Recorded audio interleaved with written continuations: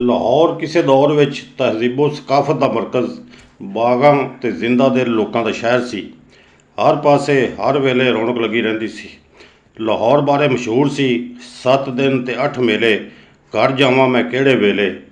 ਲਾਹੌਰ ਦੇ ਹਰ ਇਲਾਕੇ ਵਿੱਚ ਬਜ਼ੁਰਗਾਂ ਦੇ ਮਜ਼ਾਰ ਮੌਜੂਦ ਨੇ। ਹਰ ਸਾਲ ਇਹਨਾਂ ਮਜ਼ਾਰਾਂ 'ਤੇ ਮੇਲੇ ਲੱਗਦੇ ਅਤੇ ਖੂਬ ਰੌਣਕ ਹੁੰਦੀ। ਇਹਨਾਂ ਮੇਲਿਆਂ 'ਤੇ ਦੂਸਰੀਆਂ ਰੌਣਕਾਂ ਤੋਂ ਇਲਾਵਾ ਥੀਏਟਰ ਵੀ ਲੱਗਦੇ, ਜਿਨ੍ਹਾਂ ਵਿੱਚ ਆਲਮ ਲੋਹਾਰ, ਅਨਾਇਤ ਹੁਸੈਨ ਭੱਟੀ, ਤੁਫੈਲ ਨਿਆਜ਼ੀ, ਆਸ਼ਿਕ ਜੱਟ ਜਿਹੇ ਵੱਡੇ ਫਨਕਾਰ ਸ਼ਾਮਲ ਹੁੰਦੇ।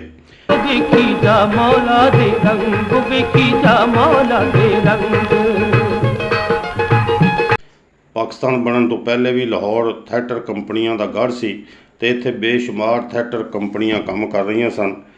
ਇਹ ਕੰਪਨੀਆਂ ਸਟੇਜ ਡਰਾਮੇ, ਖੇਲ ਅਤੇ ਲਾਈਵ ਸ਼ੋਅ ਕਰਦੀਆਂ ਸਨ। ਬੇਦੀਆਂ ਦੇ ਇਲਾਕੇ ਵਿੱਚ ਮੰਡਵੇ ਲੱਗਦੇ, ਜਿਨ੍ਹਾਂ ਨੂੰ ਵੇਖਣ ਲਈ ਦੂਰ ਦੂਰ ਦੇ ਪਿੰਡਾਂ ਤੋਂ ਲੋਕ ਆਉਂਦੇ ਅਤੇ ਖੂਬ ਮਜ਼ਾ ਲੈਂਦੇ। ਇਸ ਇਲਾਕੇ ਵਿੱਚ ਥੀਏਟਰ ਨਾਂ ਦਾ ਪਿੰਡ ਅੱਜ ਵੀ ਮੌਜੂਦ ਹੈ। ਲਾਹੌਰ ਦਾ ਪਹਿਲਾ ਸਿਨੇਮਾ ਥੀਏਟਰ ਇਸ ਇਲਾਕੇ ਵਿੱਚ ਲੱਗਿਆ ਸੀ। ਕਿਆਮੇ ਪਾਕਿਸਤਾਨ ਤੋਂ ਪਹਿਲਾਂ ਹੀ ਲਾਹੌਰ ਅੰਦਰ ਕਈ ਸਿਨੇਮਾ ਬਣ ਗਏ ਸਨ। 1908 ਵਿੱਚ ਸ਼ਾਹੀ ਮਹੱਲੇ ਅੰਦਰ ਅਜ਼ੀਜ਼ ਥੀਏਟਰ ਨਾਂ ਦਾ ਸਿਨੇਮਾ ਬਣਿਆ। ਇਸ ਸਿਨੇਮਾ ਵਿੱਚ ਹਿੰਦੁਸਤਾਨ ਦੀ ਪਹਿਲੀ ਬੋਲਤੀ ਨਾਚਤੀ ਫਿਲਮ ਆਲਮ ਆਰਾ ਦੀ ਨੁਮਾਇਸ਼ ਹੋਈ। ਇਹੋ ਅਜ਼ੀਜ਼ ਥੀਏਟਰ ਬਾਅਦ ਵਿੱਚ ਰਾਇਲ ਟਾਕੀਜ਼ ਅਤੇ ਫਿਰ ਪਾਕਿਸਤਾਨ ਟਾਕੀਜ਼ ਦੇ ਨਾਂ ਤੋਂ ਮਸ਼ਹੂਰ ਹੋਇਆ।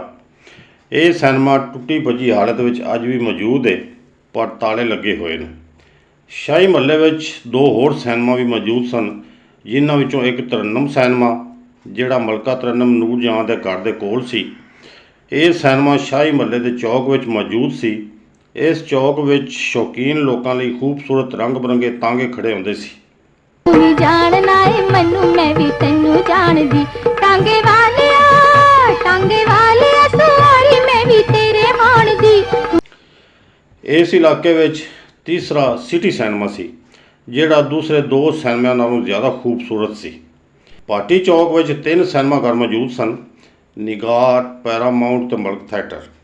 ਮਲਕਾ ਤਰੰਨਮ ਨੂਰ ਜਹਾਂ ਜਦੋਂ ਇੰਨੀ ਜ਼ਿਆਦਾ ਮਸ਼ਹੂਰ ਨਹੀਂ ਸੀ, ਉਹ ਮਲਕ ਥੀਏਟਰ ਵਿੱਚ ਲਾਈਵ ਪਰਫਾਰਮ ਕਰਦੀ ਸੀ।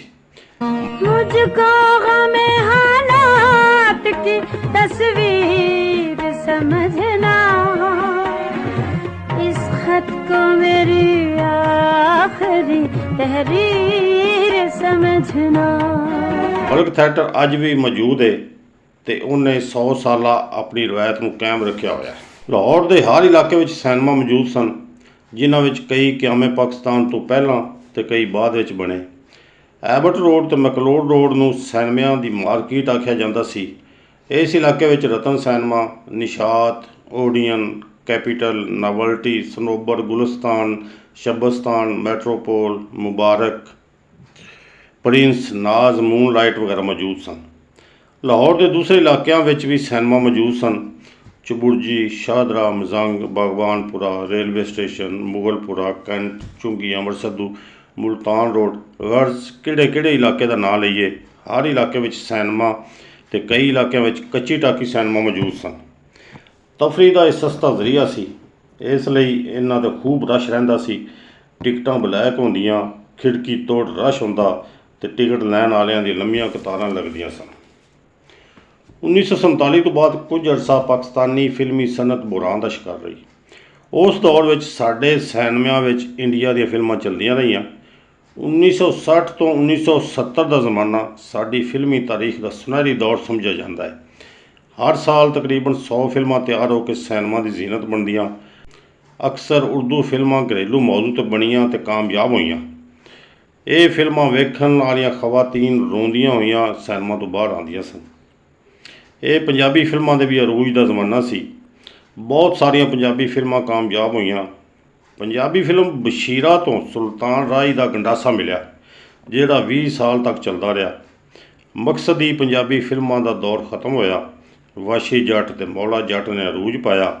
ਇਹਨਾਂ ਫਿਲਮਾਂ ਤੋਂ ਤਸ਼ੱਦਦ ਨੂੰ ਫਰੋਗ ਮਿਲਿਆ ਅਤੇ ਪੰਜਾਬੀ ਫਿਲਮਾਂ ਦਾ ਮੌਜ਼ੂ ਹੀ ਬਦਲ ਗਿਆ। ਫਿਲਮ ਬੀਨਾਂ ਦਾ ਹੌਸਲਾ ਕਿ ਉਹਨਾਂ ਸੁਲਤਾਨ ਰਾਹੀ ਦਾ ਗੰਡਾਸਾ 200 ਫਿਲਮਾਂ ਵਿੱਚ 20 ਸਾਲ ਤੱਕ ਬਰਦਾਸ਼ਤ ਕੀਤਾ। ਸਿਨੇਮਾ ਅੰਦਰ ਬੈਠੇ ਫਿਲਮ ਬੀਨ ਹੀ ਕਿਸੇ ਫਿਲਮ ਨੂੰ ਕਾਮਯਾਬ ਕਰਾਉਂਦੇ ਸਨ।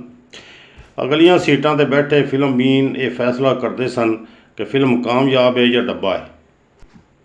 ਇਹ ਲੋਕ ਫਿਲਮ ਬੀਨ ਘੱਟ ਅਤੇ ਤਮਾਸ਼ ਬੀਨ ਜ਼ਿਆਦਾ ਹੁੰਦੇ ਸਨ। ਉਹ ਆਪਣੀ ਮਨਪਸੰਦ ਹੀਰੋਆਂ ਦੇ ਠੁਮਕੇ ਵੇਖ ਕੇ ਹੀ ਖੁਸ਼ ਹੋ ਜਾਂਦੇ। ਸਿਨੇਮਾ ਹਾਲ ਅੰਦਰ ਗਾਣਾ ਚੱਲਣ 'ਤੇ ਸ਼ੋਰ ਸ਼ਰਾਬਾ ਕਰਦੇ ਤੇ ਸੁਲਤਾਨ ਰਾਜ ਦਾ ਗੰਡਾਸਾ ਚੱਲਣ 'ਤੇ ਬੜਕਾ ਮਾਰਦੇ। ਫਿਰ ਵਕਤ ਬਦਲਿਆ। ਬਾਹਰ ਦੇ ਮੁਲਕਾਂ ਵਿੱਚ ਰਹਿਣ ਵਾਲੇ ਪਾਕਿਸਤਾਨੀ VCR ਆਪਣੇ ਮੁਲਕ ਵਿੱਚ ਲੈ ਆਏ। VCR 'ਤੇ ਇਹ ਫਿਲਮਾਂ ਆਸਾਨੀ ਨਾਲ ਵੇਖੀਆਂ ਜਾਣ ਲੱਗ ਪਈਆਂ।